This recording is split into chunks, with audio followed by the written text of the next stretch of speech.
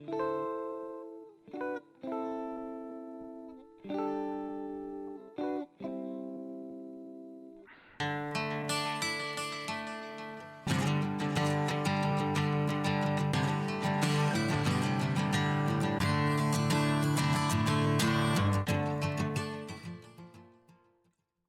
to Grump's barn, where today I wasn't going to film this, but I have a camera, so fuck it. Look, it's gone. Got it off. I didn't notice it last time I was looking at this. You can see there's two cutouts in it for a two-legged puller. Do you think I can find my two-legged puller, my little one? No.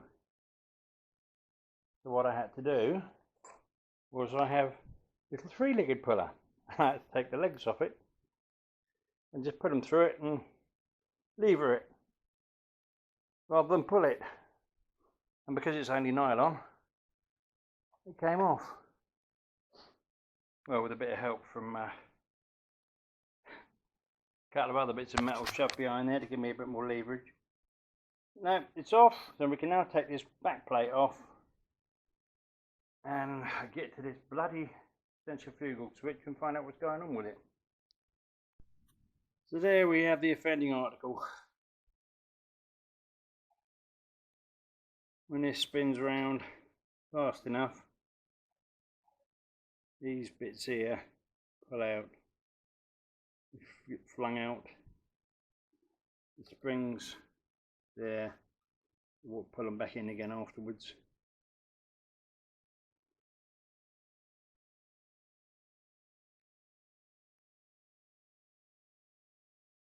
I assume that this must be what they make contact on, which appears to be the wiring's all intact. It's got to be this thing. Oh yeah, that's spring loaded. I'm gonna have to get to this, take it off, or at least get to the contacts to clean them up.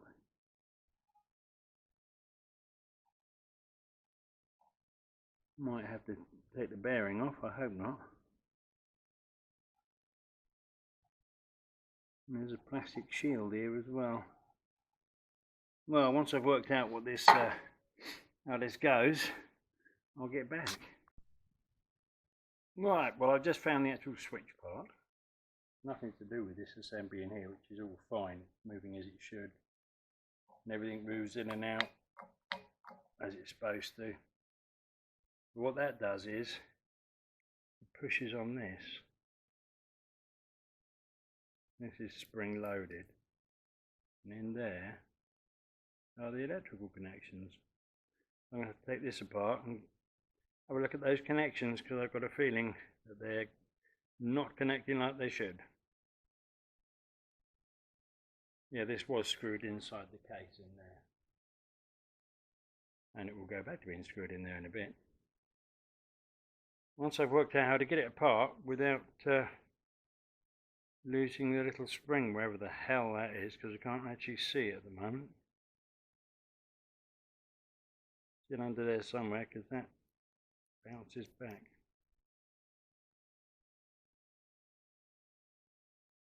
I'm not sure which bit under here is springy. I think it's in there. There's a leaf spring in there, a little teeny one. Right, work out how to get this thing apart. Right, well I can't see the fucking contacts enough. I'm going to have to get something in there, because this is riveted together. Got a rivet there in the middle, holding that centre part in, and the other two little rivets there and there, holding the contacts in either side.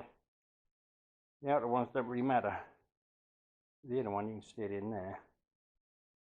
That holds everything together. There's no way of getting this apart properly. I've just disconnected this arm from the back of it here with a little bit of careful bending. And there's absolutely no way to get the damn thing out without breaking it or without taking it off the back plate. Fucking real. So all I can do is get some fine abrasive down into those contacts. Clean them up like you would a set of points that you can't quite get at. Yummy! Right. I've cleaned them up with a bit of 600 grit. Now I've just checked them with a multimeter and we've got good continuity. As they touch, perfect connection there. And it works every single time. So now I know that is not going to be the problem if there is a problem still. So all I can do really is put it back together again. After checking any exposed wiring, to make sure there's nothing been nibbled through anywhere that I hadn't noticed. And we'll see what happens. Got two chances, isn't it? Right. Right, the end plate is back on, the cover. Be very careful if you're putting something like this on. It's got 3 bolts on this, all pretty evenly spaced. And because there's a bearing sits inside this cover, just in here, behind the fan, which is not on yet, you need to very gently tap it on so the bearing can sit back into its housing. And then when you tighten down these 3 bolts, you've got one there, and one underneath. Do them all evenly and progressively. In a little pattern. Do one, then the next, and then the next, very gently, a little bit at a time. So it gently pulls that cover on around that bearing without the bearing hanging in the casing. You can feel it if it's sliding in properly or not. If anything becomes really tight, loosen it off quickly and free it off, because it means you've got it on crooked and you don't want that. So I got that, and I've now just got to find something to tap this fan back on with. Try and find one of my mini mallets. I bet they're all hiding. Right, so the fan is now tapped back on. It's flush with the metal. This leaves a nice amount of room there. Got plenty of space behind it. It's not going to catch on anything. Right, excuse me. And there is only one way you can put these fans on. You've got a flat on the shaft and a corresponding flat inside the plastic bit. Right, this should be fun. Let's see if this bugger fires up. Fucking hell. Because if it doesn't, I don't know what the problem is, because I've just checked all the wiring as well, and there's no nibble marks anywhere in any of it. I'm assuming it was just those contacts getting grubby.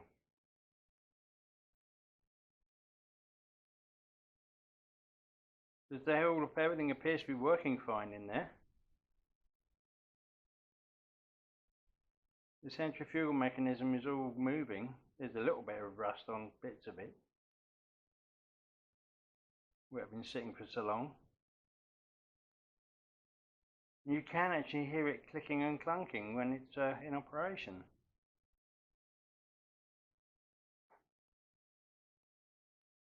If it fucks about again, I shall have to just renew the whole centrifugal mechanism, even though it appears fine. Because that's the only thing it can be. Because all it does is, as this is all spinning and gets up to a certain RPM, it pushes the heavier weighted sides out on the bit with the springs in there. That moves that plastic like shield bit at the end, and that in turn either makes or breaks the contacts inside the case.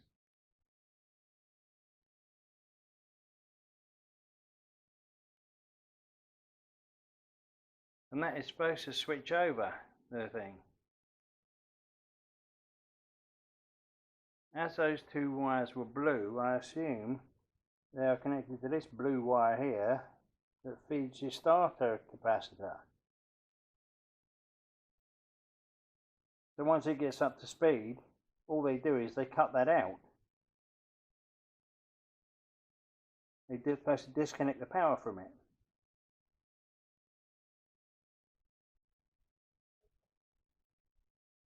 As I say, everything is working fine in there, nothing's bent or anything that it shouldn't be. And everything appears to move freely. I don't know if there is an electronic box in here anywhere that's supposed to make it switch over to this, which is your running capacitor.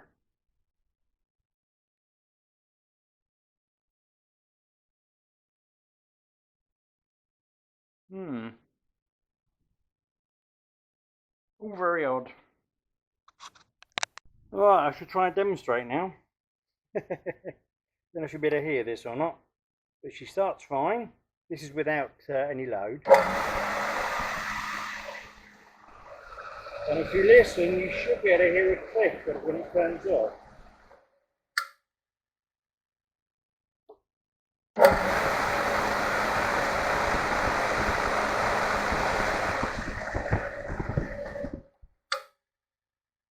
I don't know if you can hear, there's a big metallic click as it switches off. Nothing's getting warm. And it appears to be working. But once I put the belt on, and we've got some load on there, that's when it fucked up last time. Nope, it's not switching over properly. Seemed to run properly first time. Second time, this started smoking.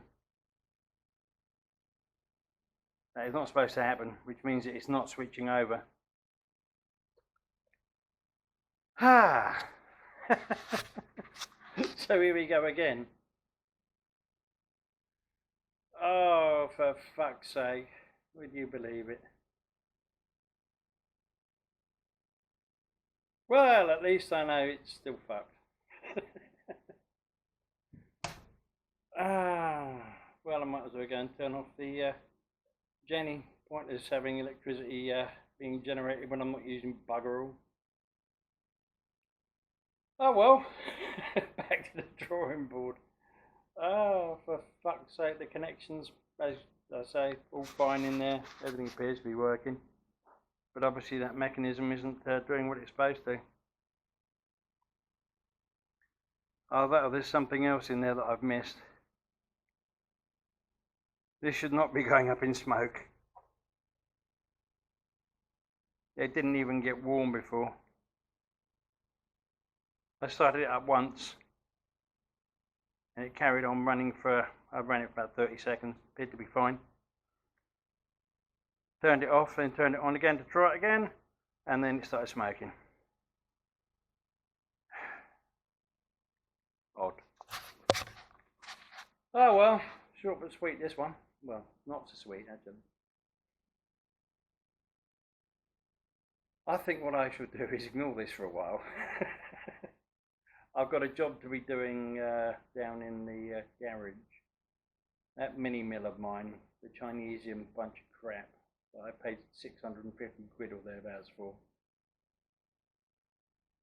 And didn't realise when I bought it that it had plastic fucking gears inside it instead of metal ones. Well, I need to do some milling work, so I've bought some metal gears for it. And I'm going to be ripping that apart and changing the gears. So that'll make a video anyway. Fucking things. I don't know. Everything's shit these days. That includes me, I think. Anywho, that'll do for now. Sorry, it couldn't have been a more positive video, but there you go. Who knows what you're going to find when you fuck about with things that are fucking about.